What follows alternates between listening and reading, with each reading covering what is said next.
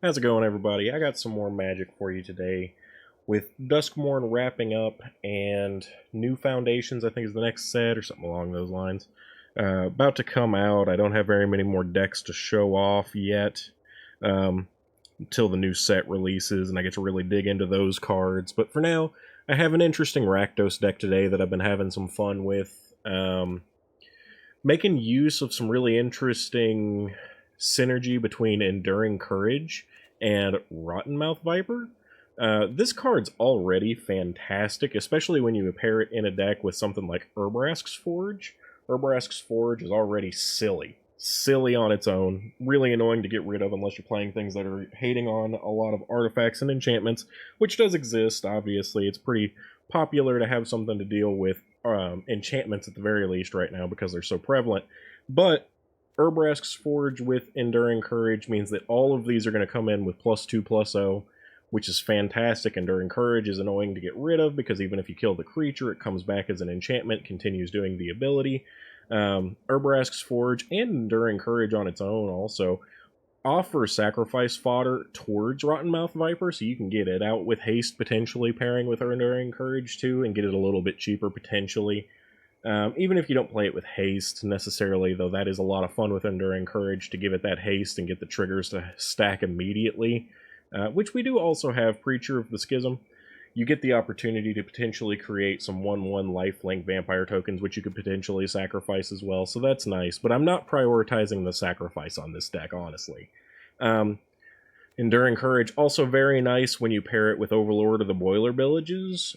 You may not be able to get that haste if you impend it, but if you do hard cast it, then it'll get the +2/+0 and haste, getting the enter trigger for 4 damage, and then also the attack trigger for 4 damage, which is very nice. Aklazot's coming in with haste and +2/+0 gives you the extra life link. Another really, really nice synergy with this is Fear of Missing Out. So you get multiple attack triggers, meaning you could get an extra Urbrask token, also getting the +2/+0. Even if that doesn't happen, using Fear of Missing Out to get an extra attack trigger on something like a Rottenmouth Viper or a Boiler Villages or an Aklazot's is all extremely fantastic. So very, very fun synergy with a lot of these cards. Even just getting an extra attack trigger while having something like Preacher of the Schism out and using it to get extra card draw, extra vampire tokens. Fantastic. So this deck has a lot of synergy, a lot of things that play very nicely together. Mostly for fun. I'm also running Chainsaw in here. It can be relevant when you deal with a lot of creatures, which we have Burn with Boiler Bilges. We have Death Touch with Preacher. We have Molten Collapse for sorcery speed removal. The Chainsaw itself counts as removal, and there are multiple of them. They're not legendary, so you can play multiple of them. I've got Go for the Throat. Now, we do run Torch the Tower and Anoint the Affliction. Those do not count towards deaths. They exile the things that they kill, which is extremely relevant right now. That's why they're in here. That's why they're important. But that's why I am running other kill mechanics to kind of supplement those for the Chainsaw. But with aggro, especially in best of 3, which I'll be playing for this, I'll get to the sideboard in just a moment. With aggro being so prevalent, especially since they did the ban on the Virtue, the mono red Virtue, mono red has become more popular. Not just mono red, but you got the Gruul, which is still mono red with like splash green for protection. You've got Boros, which is basically mono red with splash white for protection and different things. So those all being as prevalent as they are right now, especially in best of 3, which I've been playing since the ban, then having things like Anoint the Affliction and Torch the Tower are extremely important because that exile really matters. And side note, when it comes to Torch the Tower and Anoint the Affliction, we also have very popular the Unrelenting Slasher card. Both of these also exile those and permanently get rid of them, so it's just very important to have these exile effects right now.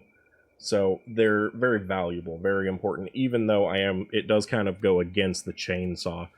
Sideboard, we've got Duress for those more control-focused matchups, or matchups where people are not playing small creatures. You could sideboard out the torches for them easily. Brotherhood's End, in case you need a couple of board wipes. They don't usually come in extremely relevant, but it could matter, and a lot of these things are very survivable. Obviously, a Brotherhood's End doesn't do anything to an Aclazotz or a Rottenmouth Viper or an Overlord, whether it be impending or not. It could kill your Enduring Courage, but it just becomes the enchantment side anyway, so it doesn't matter. It wouldn't do anything to your Preacher. It doesn't do anything to your Urbrask's Forge. So the only creature here that's truly in danger from the Brotherhood's End is Fear of Missing Out. And that could be potentially, if it's something you know you're going to be running, you could potentially sideboard out the Fear of Missing Out, a couple of copies of them, just because you know they might take a hit. So there's that. I've got a few Liliana in here in case you need extra removal. Again, it's something that could potentially be very relevant in that same control matchup that you'd put Duress in, because the discard, I think, is more important than the extra removal in this deck, though it could be relevant. Maybe your opponent's playing something where they're playing very big, annoying creatures, or playing things such as an enchantment deck where they're giving it a lot of ward, or they have that Shard Mage's Rescue, or whatever it's called, that lets them give it hexproof or something. Having Liliana could be phenomenal in those matchups. We have the End, not entirely relevant, but can be really nice if your opponent's playing only a few threats, like a Traxxas or something along those lines, that you just want to completely wipe out of the game altogether. Leyline of the Void, which is a fantastic card. I'll be honest, the Leyline has been my favorite graveyard hate card in this set. The fact that you can sideboard it in and not even necessarily need to pay its mana cost. You may end up just getting this card out for free if it's in your opening hand, which is great. It means they have to deal with it right away, even if you're not playing first. So a lot of these Reanimator decks, like Azorius, where they're trying to fill up their graveyard from turn 1, can be absolutely brutalized by this Leyline card. And you don't have to do much about it. It's an enchantment that your opponent has to deal with. So it's better, in my opinion, than trying to go with like a Ghost Vacuum. I love Ghost Vacuum, but you only get one card per turn with that, and it doesn't necessarily help in that Azorius deck, for example, because they fill up their graveyard, and it's not always creatures that they're filling up their graveyard with, so it's just not as relevant. So Leyline of the Void is much better with it. Yeah, that's more or less the deck in a nutshell. I've really enjoyed playing this deck. I've played a few different variations of it, and this is just the newest one that I put together. That was a lot of fun. I thought I'd share it with you all. I don't know, I may have one or two more decks that I put out during this Duskmourn set until New Foundations happens. But either way, hopefully you guys enjoy this one. I'll be playing best of 3 for this one, and I'll try to go for just a couple of wins. It'll be a longer video because I'll be playing best of 3 to begin with, so hopefully you all enjoy it.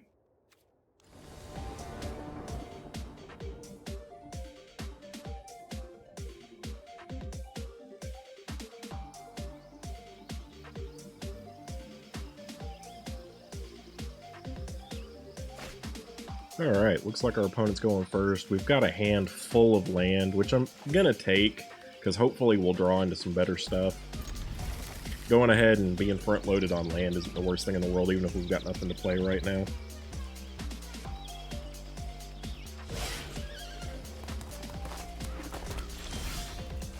Drawing land right off the bat with a hand full of land is pretty disgusting, but we'll see how it goes, honestly.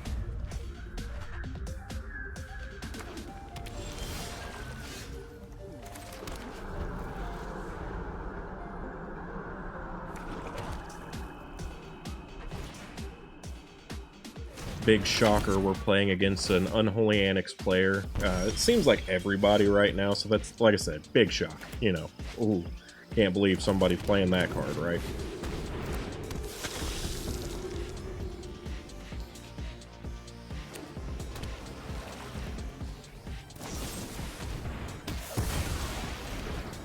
I do have a Dimir Demons deck that utilizes these cards. No surprise, like I said. He'll probably take the Torch because I'm sure he's using Unrelenting Slasher. Yeah, of course.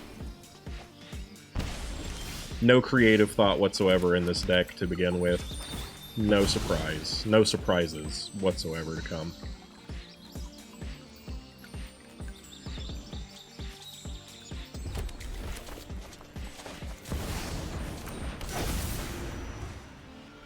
Next, I expect very heavily he'll probably just unlock the other half of his room, get a demon, start gaining life, drawing cards. Now it's an Archfiend, still not creative or interesting, just another demon. So we've got 5 land here. Playing the Chainsaw doesn't really provide me with any value. I'm sure he just has removal as well. Let's go ahead and run out the Viper. I have to sacrifice my Boiler Villages to do it, but having a creature still seems like at least it's something to be doing. Like I said, I'm sure he has removal. This whole round is probably already just a total waste.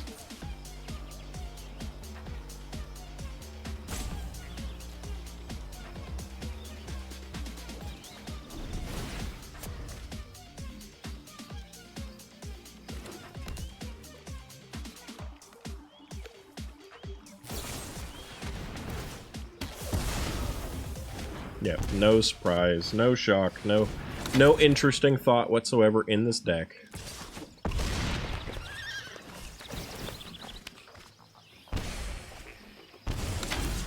Yeah. Front-loaded boring, so I apologize for that, everyone. Unfortunately, we're just going to be seeing a ton of that. Nobody has any creative thought at this point in the set, so that's why I already said it's very unlikely that I'm going to have very much interesting going on. Do we want to make any adjustments? I think I'm going to take out Aquazots and put in the End.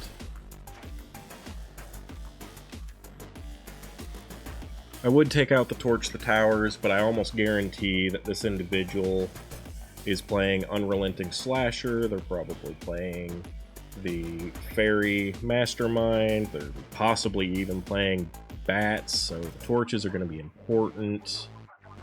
Anoint is going to be helpful because we can get rid of things with that.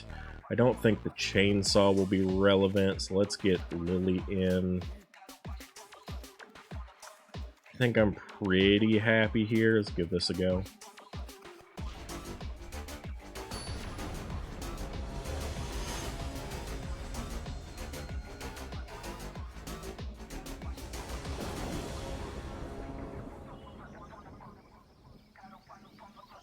I will be playing first. Land is pretty meh, but we'll give it a go. We'll just go for a mountain for now.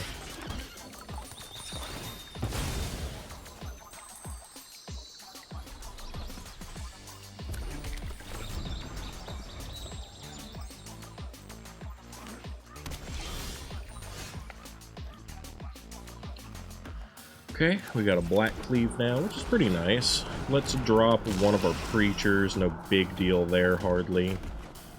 Nice, got a Urbrask's Forge, which is very nice. See if we need to do that, or maybe potentially play Lily. Got a Snorse. Let's go Lily. Force the opponent to be on the back foot as much as possible. Those who get in my way tend to regret it. Sacrifices must be made. If he tries going for another horse or something along those lines, an Unrelenting Slasher maybe, no? Okay, I was going to say we have a lot of potential here with the Forge plus, but let's still just start Forge. We'll keep up Torch the Tower.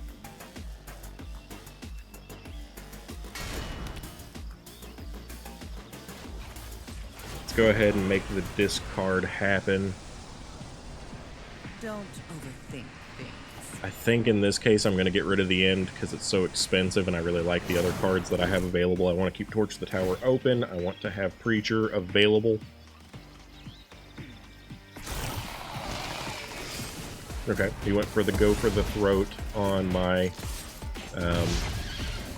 Fear of Missing Out, which is a little sad but not the biggest issue. We were only needing one more thing for Delirium, so I can see the need for that, because it was going to get my Forge going crazy.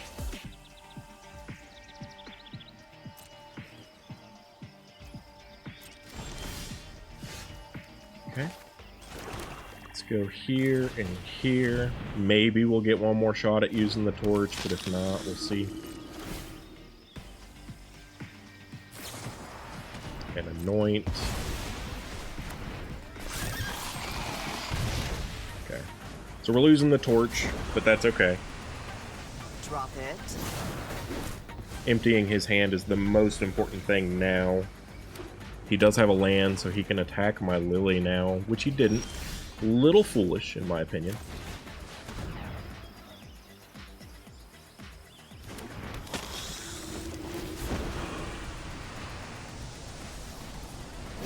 Don't overthink things. I really think he should have animated his cottage and attacked Lily, just to get her off board, because now I have a good blocker. But we'll see what happens. He's got one card left in hand.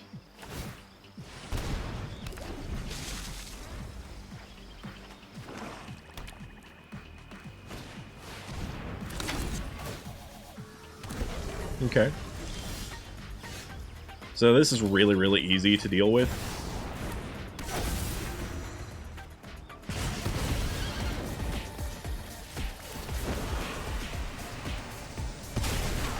One of your friends has to leave. Another Boiler Bilges is very nice. We don't have any protection for Lily at the moment again, but that should be okay. We're playing aggressively here, which is important.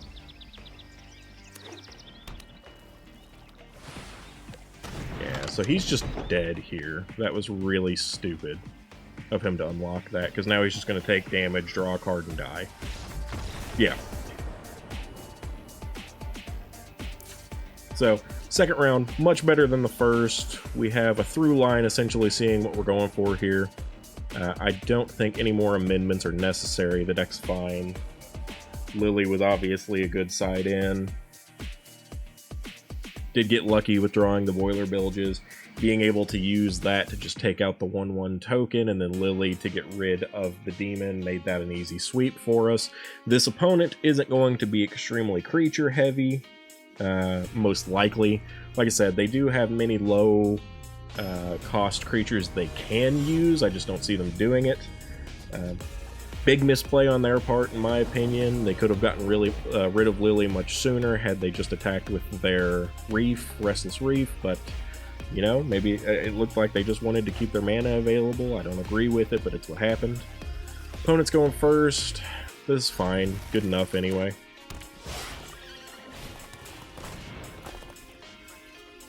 Fear of missing out is what I would get rid of. It's a little silly in my opinion, but you do you. Fear of missing out's a lot more annoying front-loaded. Okay, we're going to go here. Fear of missing out. We are going to drop a Rottenmouth Viper.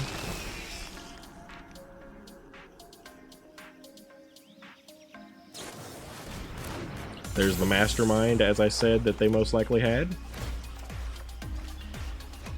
We got one of our Enduring Courage. We haven't been able to play with that yet.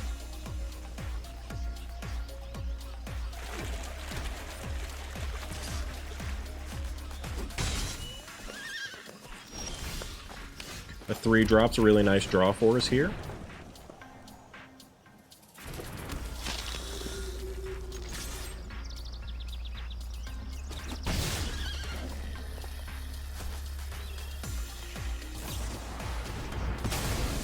Okay. Going for Blot Out does mean that we don't get any progress towards Delirium, but we already have a creature in the graveyard. Definitely going to be using the End here.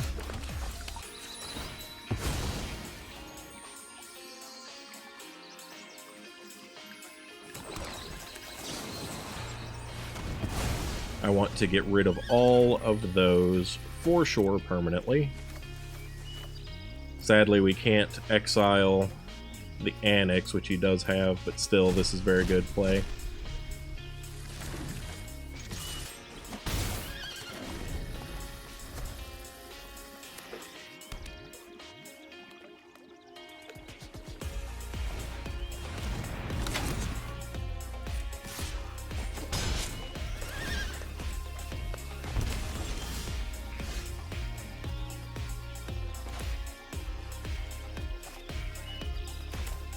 I think in this case I have to go like this.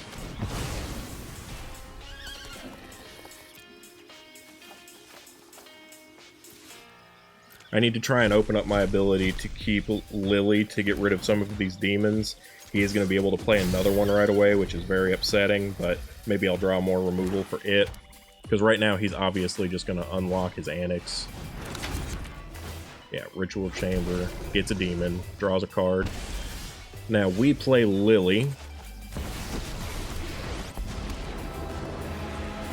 And next is when things are going to start getting more complicated.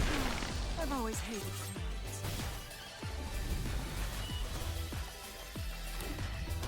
He still cannot play the Doomsday Excruciator, though I'm not sure he would even want to at the moment.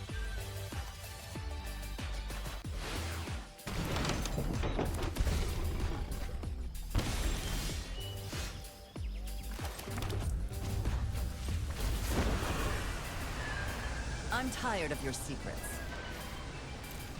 Much as I really do enjoy the boiler bilges, I don't think it's worth it here. I think what I'm going to try and do is go for the Rotten Mouth Viper here.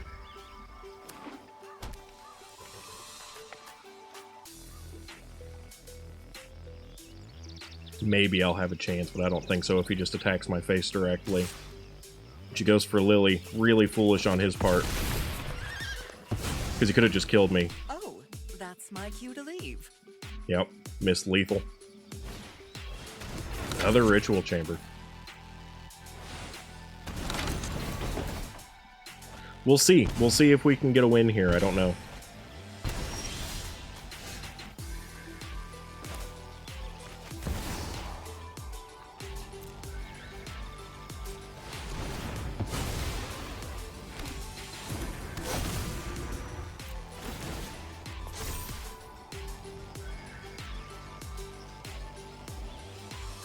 I don't think that he has any way to kill it, so it's just going to come down to my actual ability to end him right here with the triggers.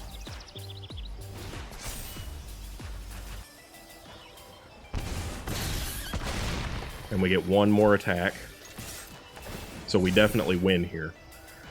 The opponent missing lethal there cost him the game. We actually had a really huge chance at losing there, and it doesn't matter.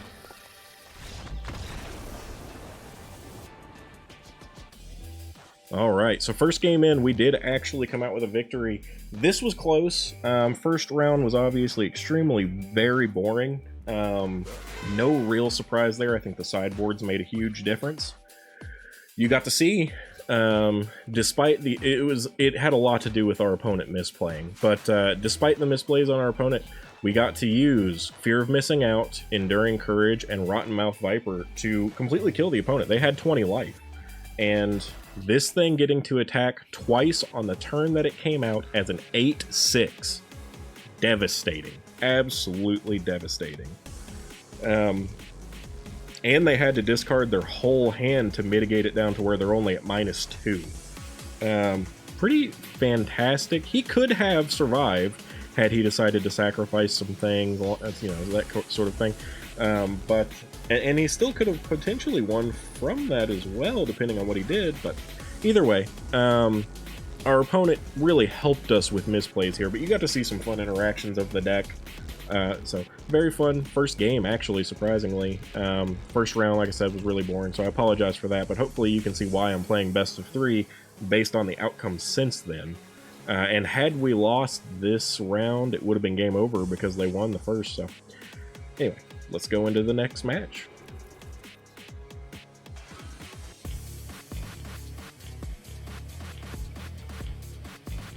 Looks like opponent's going first, which is no fun, but we've got a good land set up with our hands, so we'll keep it. I should have tried to go get some removal. This is probably going to be a first round wash, just because we're playing up against aggro with no removal, and they're going first. Even if we had removal with them going first, it's going to be almost completely insurmountable.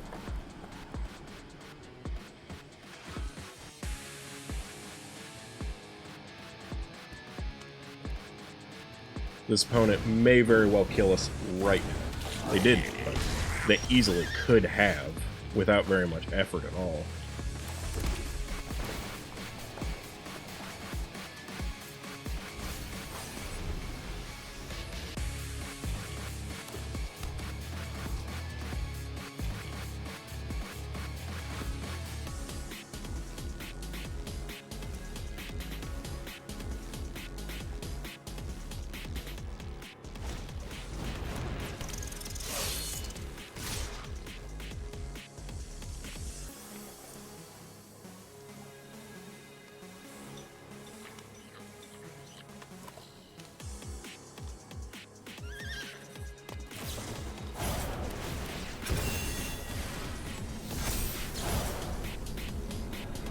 There's really not going to be any comeback here on this one, so we're going to go ahead and concede here the first round. Very boring.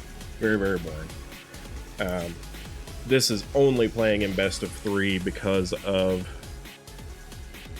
Let's see here. We do need to make some concessions. Let's get rid of Urbrask's Forge and Fear of Missing Out, I think.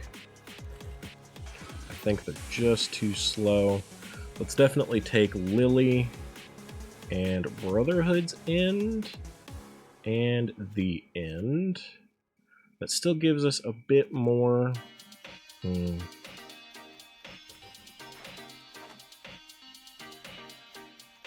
want all of our removal. I don't think the Viper's the best. So let's go with Void. It does have some very good uses in this matchup. Arguably, you could put Fear of Missing Out in instead of the Void and still probably be fine because you get the card, or you get the creature, but I think this is how we want to play this. Leyline of the Void in this matchup still has a lot of value in case they try running any fling effects. Any death triggers to begin with. Heartfire Hero is a great reason, but if they have Cacophony Scamp or anything like that, also still perfectly good reason. So here we go. We do have removal. Didn't get a Leyline, but that's fine. We've got pretty much our first 3 to 4 turns mapped out lovely. Opponent's going to almost definitely mulligan to their Leyline. But yeah, so Leyline of the Void against Mono Red, or in this case, Mono Red / Green, gets rid of any triggers that come from fling effects. So no death triggers there. Heartfire Hero and Cacophony Scamp's death triggers do nothing, and you get the benefit of what is it? Turn Inside Out. That card doesn't get the manifest trigger because things don't die that way either. So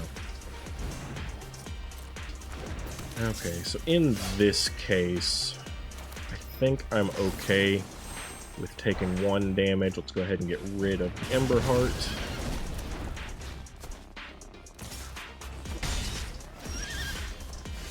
Then I think what I want to do here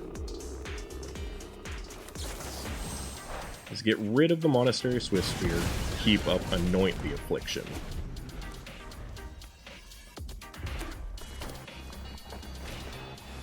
There's the Cacophony Scamp.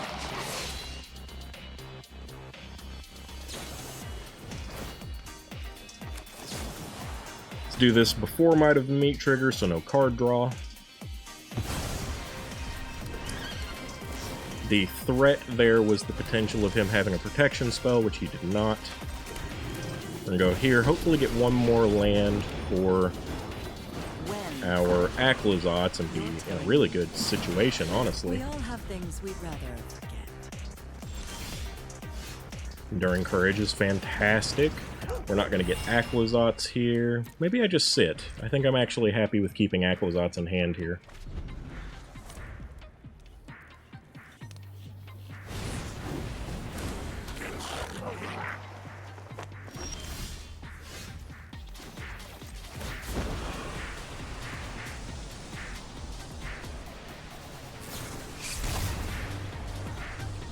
Turn Inside Out does mean that he's going to get 2 2/2s.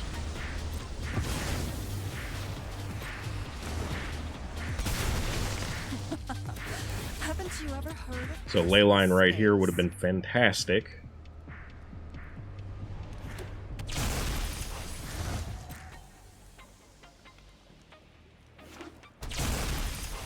Okay, another Enduring Courage. We're just going to keep them back as blockers. If we can get 1 land, I'm really looking forward to this Aclazotz right now.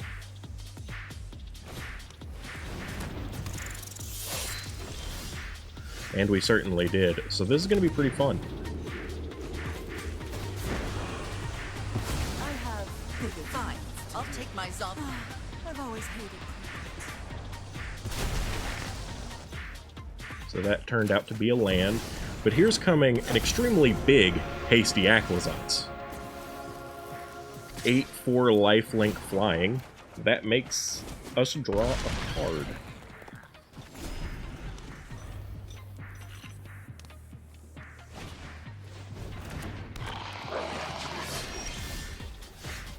Okay, so right here, I am going to go ahead and pop all the creatures.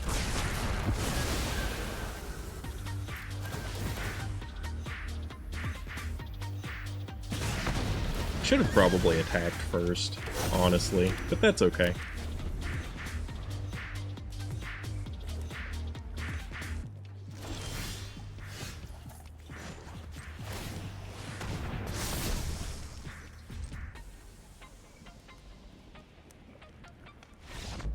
Alright, second round, easy win. No changes.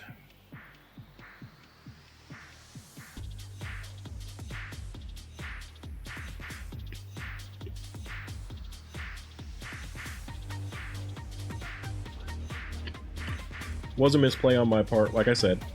Should have attacked first, gotten the card draw and life gain from the Aquazot's attack, not to mention the Enduring Courages were both going to die anyway. He may have blocked with Cacophony Scamp at that point, and even if he didn't, then at least I still would have gotten the extra damage, life gain, and card draw.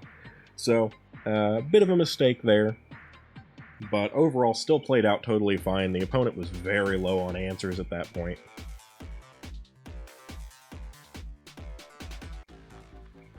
Seems that they may be scooping. I don't know. We'll see how this goes. Him going first this round does still mean that I may lose. Hopefully we get a really good hand. A lot of removal and or ley line would be nice. I think this is pretty acceptable, honestly. It doesn't have a torch. A torch would be really nice, but I think this is good enough not to mulligan.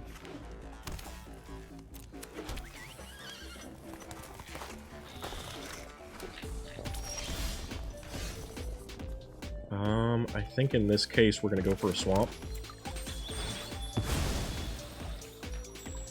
And starting on our turn 2, we're going to be wide open.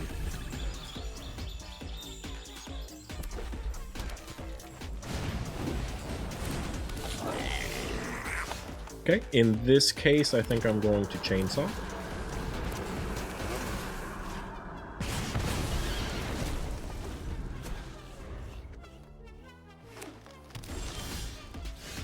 Okay, still looking very good. Let's go with Lily. A fight? And you think you can... Don't overthink things. Now, he may have a hasty thing to deal with Lily. Cacophony Scamp, not very dangerous.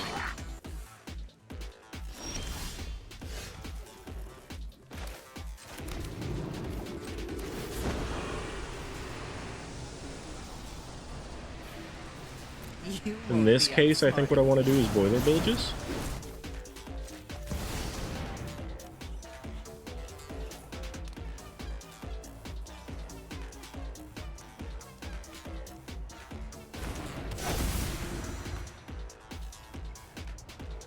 He could protect it. He is not. He's getting it nice and big, but its death trigger won't happen. Yeah, so that was really pointless. Okay, he has an Ember Heart to attack my Lily. Which should kill it at least for him, so that's good for him.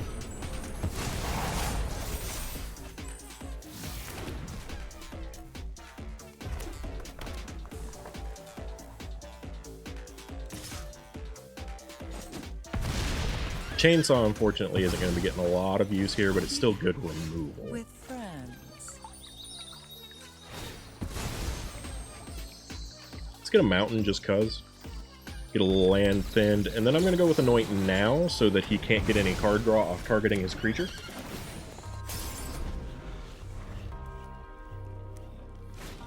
He did get a creature. Let's get a little Aquazot's going.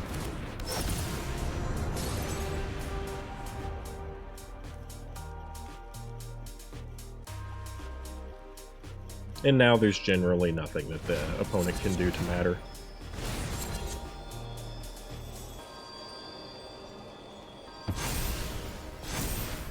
7 damage. I'm just going to take it, honestly.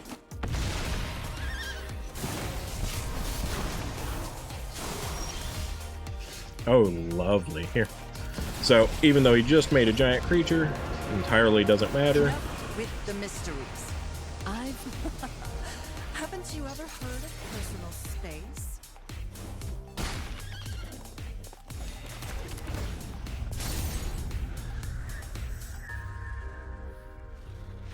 Yep.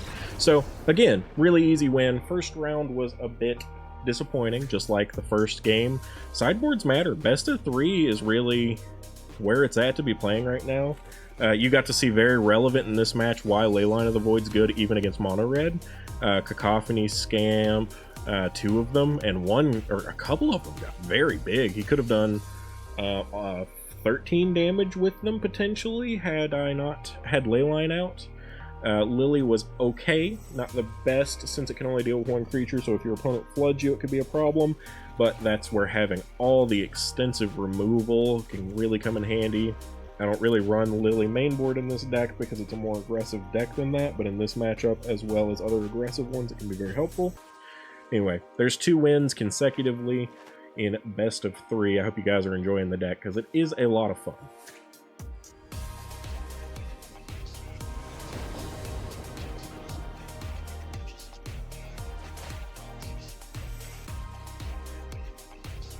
Okay, opponent goes first, which is disappointing. That's been happening pretty much the whole time.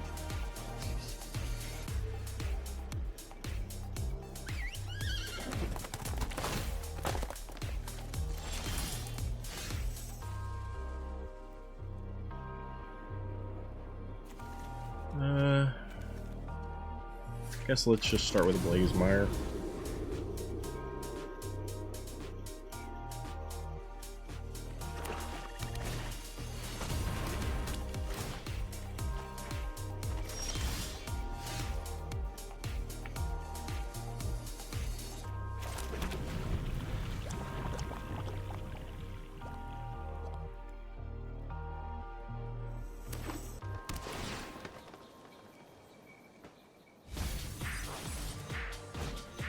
So this is obviously a domain deck, and it's probably going to be a very annoying one just from the looks of things already.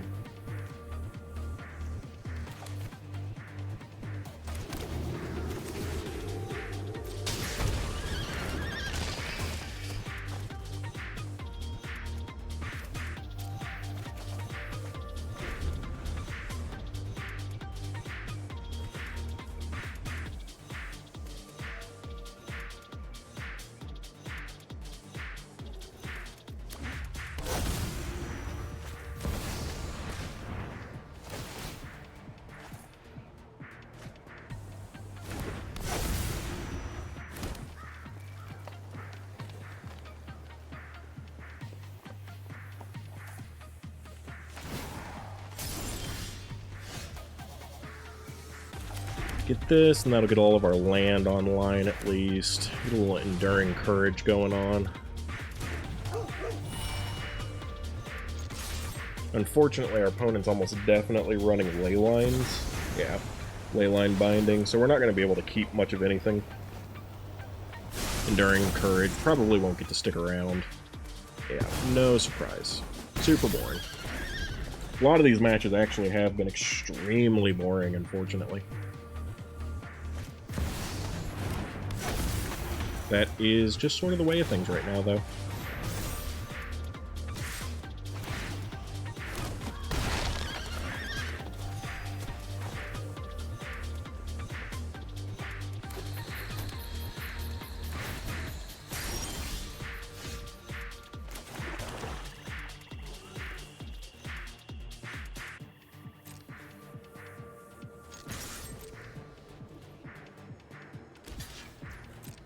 I really can't believe he's letting that happen.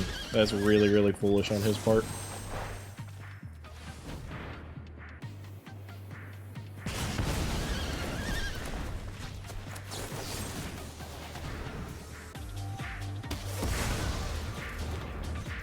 I don't know why he was okay with that. That's silly. Why would you? That was obvious. That was totally obvious.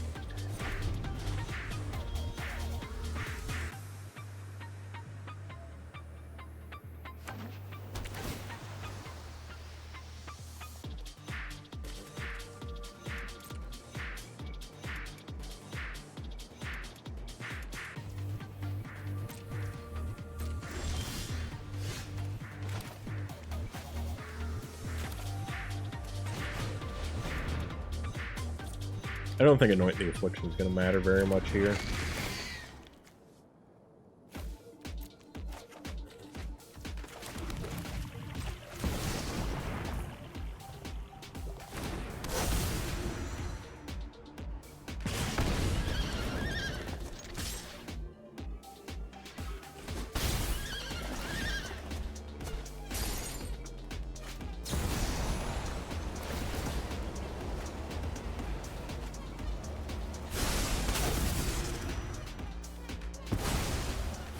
Okay, Leyline on my Boiler Bilges, no surprise.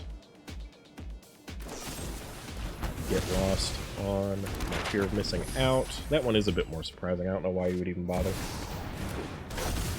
Now he's going to start animating some of his enchantments again. Or all of them at this rate. I take 12 damage here, even more, so yeah. Lost that round, no surprise. This deck is so infuriating. Like, nobody's playing anything fun or interesting. A lot of these matches are just really boring.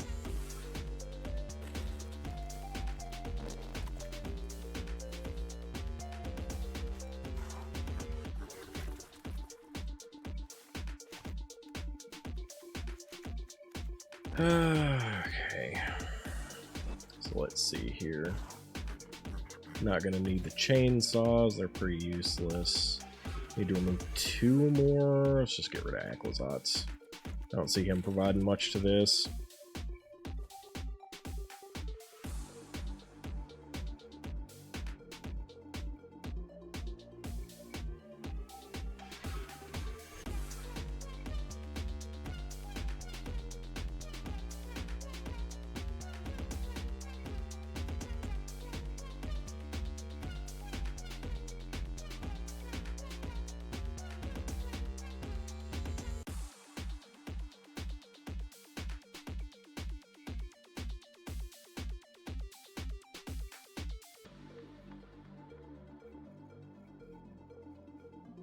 Taking their time.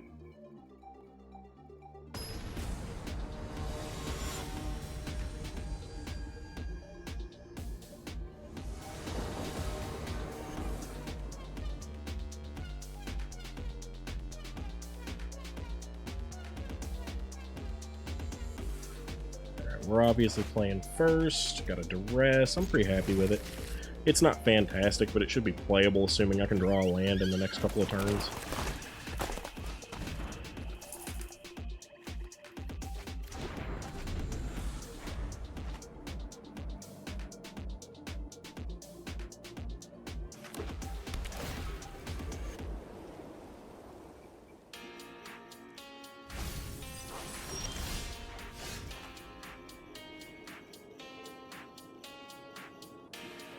No land, which sucks, but we did get a Fear of Missing Out, so we'll go ahead and use that.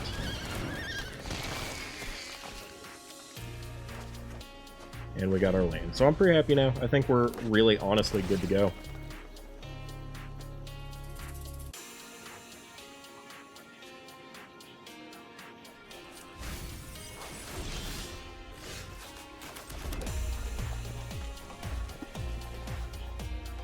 I think I'm gonna get Lily going, to be totally honest.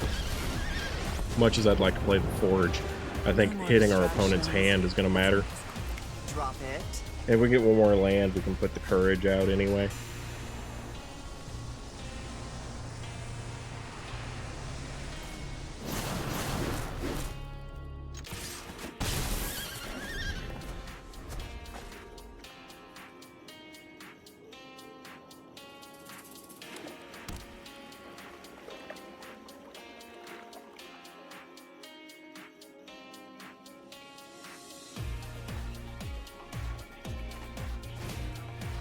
Ghost Vacuum. Guess that matters towards my Delirium, but that's pretty irrelevant. Let's get Courage going and attack. We'll not do Lily this turn.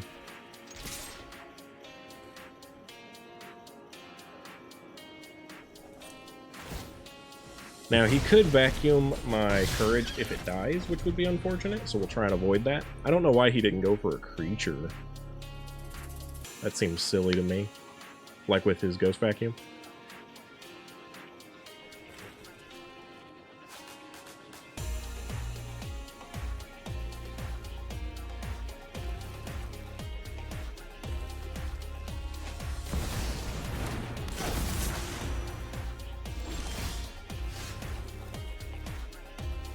Okay, we got a couple of forges now.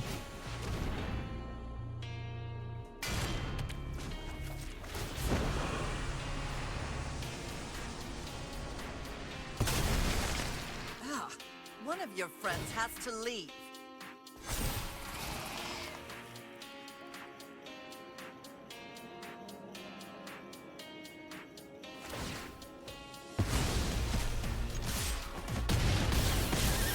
So we do have some nice damage going, and if he keeps having land trouble, that would be great for us. Impending an Overlord. Probably at least we'll get the land that he needs now, unfortunately. He did. Probably we use Leyline Binding on Enduring Courage, maybe Lily. Okay. We're scooped up the round, which means we've got a chance. Still happy with my amendments, so I don't think I need anything new.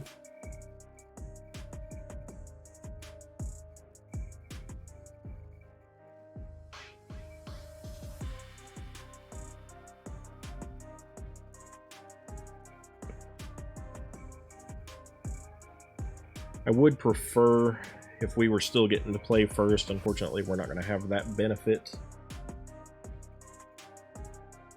Most likely, I mean, unless he chooses to have us play first, which would be silly.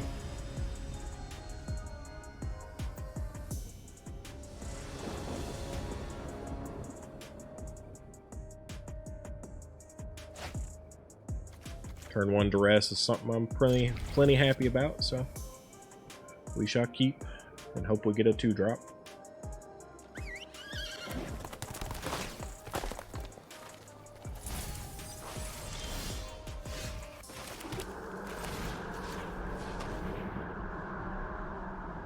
Leyline's annoying, Paw Patch is annoying. Yeah, let's just get rid of Paw Patch for now. At least Leyline he'll have to build up to.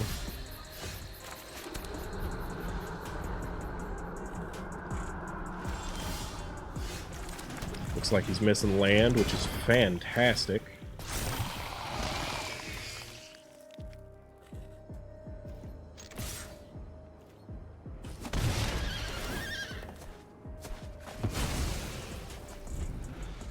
Get Lost can't hit artifacts, so that's why we are so intent on getting it going as much as possible.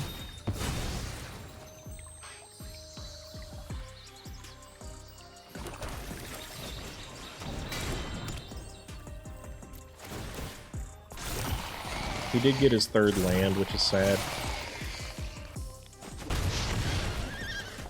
Leyline can hit the forges, unfortunately, but at least we have 2 of them going.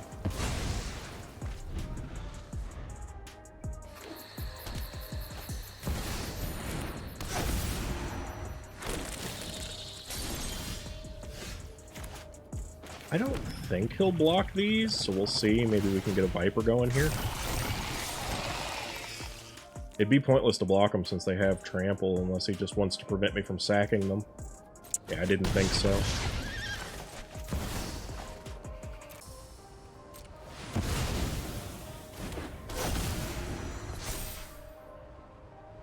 Obviously, he'll be able to deal with the Viper, but it is still pressure.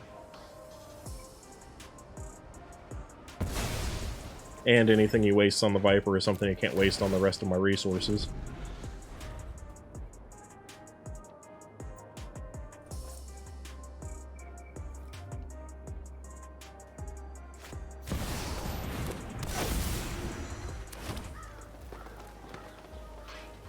That's not super helpful for him right now.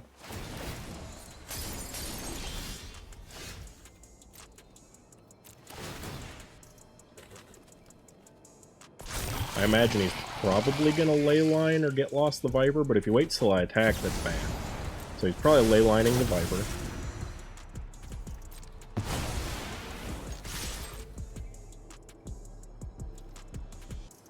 If he doesn't block, he dies. Okay, so we just win.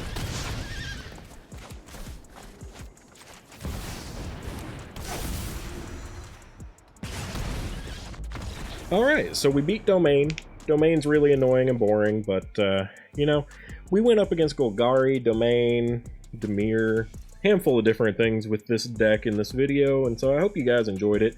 I think it showed off fairly well. Obviously, we won some matches based off our opponent's misplaying. You could even consider that this. If he had blocked, he'd have been at 1 HP, so I may have, in that case, gone for like a fear of missing out or something to look around.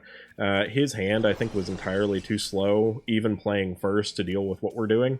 And knowing that he had Get Lost in hand from my early duress, that's why I prioritized these Urbrask's Forge. He could have used the Get Lost on one of the tokens, but the Forges themselves are safe.